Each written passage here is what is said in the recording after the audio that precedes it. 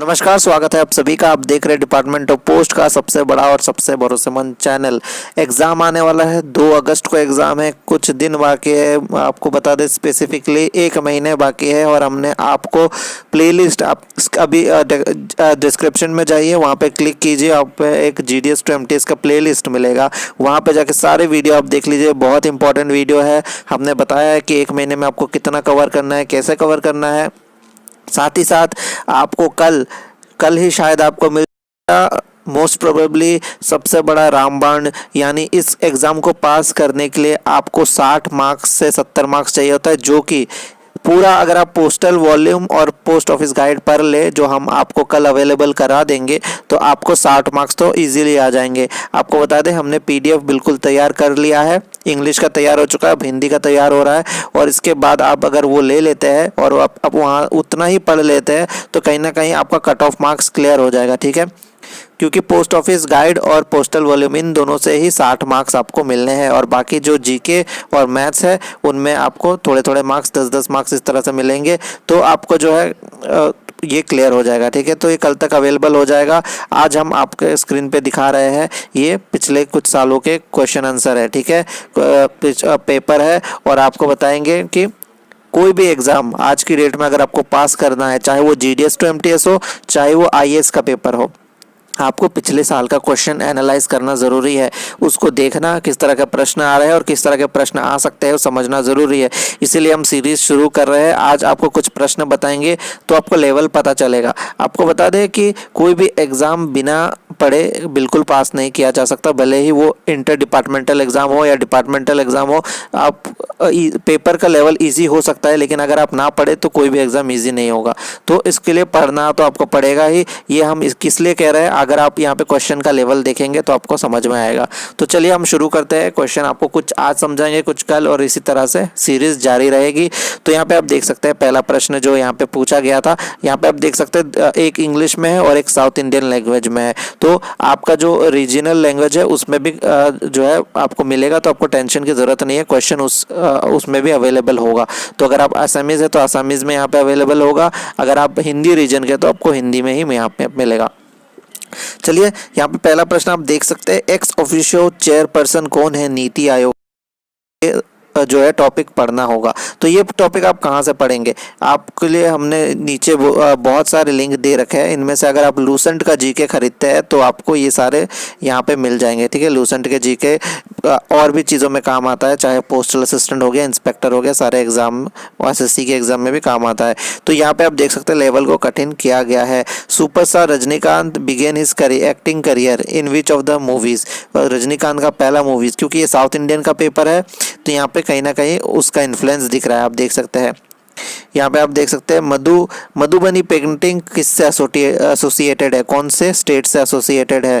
तो मधुबनी पेंटिंग के बारे में पूछा गया है। हु वॉन नोबेल प्राइज 2016, यानी नोबेल प्राइज और अवार्ड से क्वेश्चन आते हैं। तो आप 2020 में है तो 2019 में क्या कौन कौन से नोबेल प्राइज किसको मिला है, और 2020 में कौन कौन से अवार्ड अभी तक मिले हैं और उनको किसने जीता है, ये आप पढ़ के जाइएगा। एक साइंस का क्वेश्चन यहाँ पे दिख रहा है, विच of the following is a liquid metal at room temperature. तो यहाँ पे ऑप्शन भी दिए गए हैं, साइंस से भी क्वेश्चन यहाँ पे उठाया गया है। रिजर्व बैंक का हेडक्वार्टर कहाँ है, ये आसान प्रश्न है, यहाँ पे मुंबई पे है और ये सभी को पता होना चाहिए। आप देख सकते हैं कि सवाल इतना इजी भी नहीं है, उतना टफ भी नहीं है। यहाँ पे एक और सवाल पूछा गया है कि which among the following is India's official entry to best foreign films category to the Oscar award of this year, ठीक है। ये 2016 का पेपर है, तो 2016 में कौन सा मूवी है। तो इसी तरह से आप यहाँ फर्स्ट पेज में आपको क्या क्या पता चला, ऑस्कर से सवाल आ रहा है, हेडक्वार्टर से सवाल आ रहा है, यानी अवार्ड से भी सवाल आ रहा है, साइंस से सवाल आ रहा है, ठीक है। आगे हम चले तो यहाँ पे देखते हैं दोस्तों, हिस्ट्री से Tansen a great musician of his time was in the court of, किसके कोर्ट में काम करते थे, कहाँ पे थे, किस समय में थे, ये भी हिस्ट्री से सवाल आ रहा है। बिहू जो कौन से स्टेट का है, सबको पता है असम का है। Recently Indian bank open a branch in Myanmar, ठीक है। रिसेंटली कौन से इंडियन बैंक ने म्यांमार में अपना ब्रांच खोला है।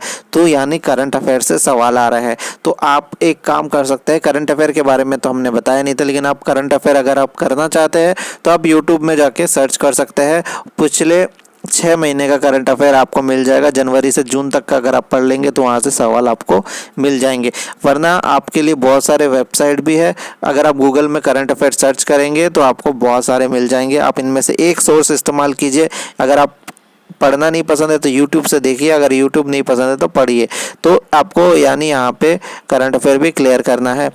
अब अगला क्वेश्चन हम देखते हैं, which of the following was born as Narendra Nath Datta. Narendra Nath Datta कौन थे, इनमें से नाम दिया गया है, इनमें से कौन थे, ये सवाल है। Rihan super thermal power station कहाँ पे है, स्टेट बताना है। गॉड ऑफ स्मॉल थिंग किसके द्वारा लिखी गई है, ये बुक के नाम भी यहाँ पे पूछे जा रहे हैं। थर्मल पावर प्लांट यानी ज्योग्राफी से भी क्वेश्चन पूछे जा रहे हैं आपको। जैसे कि बता दें, पहले में ऐसा होता था क्योंकि वहाँ पे पोस्टल के क्वेश्चन नहीं आते थे, तो वो जो है 2016 की बात है, वहाँ तब आपको जीके के क्वेश्चन ज़्यादा टफ मिलते थे, पर अब जीके के क्वेश्चन इजी मिलेंगे और पोस्टल वॉल्यूम से ज़्यादा क्वेश्चन पूछे जाएंगे। ठीक है, अगला हम देखते हैं, who is the father of operation flood. ठीक है, ऑपरेशन फ्लड के फादर किसे कहा जाता है। Potato is a modified form of क्या होता है, स्टेम होता है। आपको बता दें आरटीआई एक्ट कब आया था, 2005 में आया था। इसके बाद वर्ल्ड फूड डे कब ऑब्जर्व किया जाता है, और which year new Delhi made the capital of India, कौन से साल में दिल्ली को कैपिटल बनाया गया था। How many asana are in Surya Namaskar में कितने आसन है, और which of the following latitudes passes through India. ठीक है, ये ज्योग्राफी से क्वेश्चन है। Ustad Amjad Ali Khan is associated with which of the following musical instrument. इस तरह के सवाल आए हैं, तो यहाँ पे कहीं ना कहीं आपको क्लियर कराने की हम कोशिश कर रहे हैं कि इतना आसान भी नहीं है पेपर, मीडियम रेंज का पेपर होगा, लेकिन पढ़ना तो आपको पड़ेगा ही। ऐसा नहीं हो सकता कि आप जाके बैठेंगे और आपका क्लियर हो जाएगा। ठीक है, ब्रिक्स से सवाल आ रहा है, ब्रिक्स समिट का वो कहाँ हुआ था, तो लेटेस्ट अभी कौन से समिट हुआ है वो भी आप यहाँ पे देख सकते हैं, और यानी आपको करंट अफेयर्स में भी नज़र बनाए रखना होगा। मैथ्स की अगर बात करें तो मैथ्स भी आपको आना चाहिए। कुछ 1-2 प्रश्न, 3-4 प्रश्न अगर आप करके आएंगे तो आपका एडिशन मार्क्स मिल जाएगा। ठीक है, तो यहाँ पे आप देख सकते हैं पहला प्रश्न में क्या पूछा गया है, how many hours will they required to meet each other. तो यहाँ पे आप देख सकते हैं टाइम एंड डिस्टेंस से क्वेश्चन आया है, और डेज यहाँ पे निकालने को आता है, और यहाँ पे आप कुछ मैथ्स का क्वेश्चन देख सकते हैं और जो पिछले साल आए हैं। यहाँ पे अपना स्क्रीनशॉट भी ले सकते हैं कि किस किस तरह के सवाल आते हैं। इजी लेवल का होता है, 10th लेवल का होता है, लेकिन आपको प्रैक्टिस अगर आपने नहीं किया तो थोड़ा मुश्किल आपको लगेगा। यहाँ पे आप देख सकते हैं, तो एज से रिलेटेड भी क्वेश्चन आया है, परसेंटेज से रिलेटेड भी क्वेश्चन आ रहा है। आप यहाँ पे देख सकते हैं प्रॉफिट एंड लॉस से रिलेटेड क्वेश्चन आ रहा है। तो यहाँ पे हम आज के पार्ट में इतना आपको समझाने की कोशिश कर रहे थे कहाँ कहाँ से क्वेश्चन आते हैं, डिपार्टमेंट ऑफ पोस्ट का रेंज कहाँ तक है, और अब तो पोस्टल वॉल्यूम और पोस्ट ऑफिस गाइड से ज़्यादा प्रश्न आएंगे। पहले टाइम पे इस जनरल अवेयरनेस से ज़्यादा क्वेश्चन आते थे। तो इस तरह के अपडेट्स के लिए आप बने रहिए हमारे साथ, आगे बहुत सारे वीडियो हम आपके साथ शेयर करेंगे। आपको केवल बने रहना है हमारे साथ। धन्यवाद।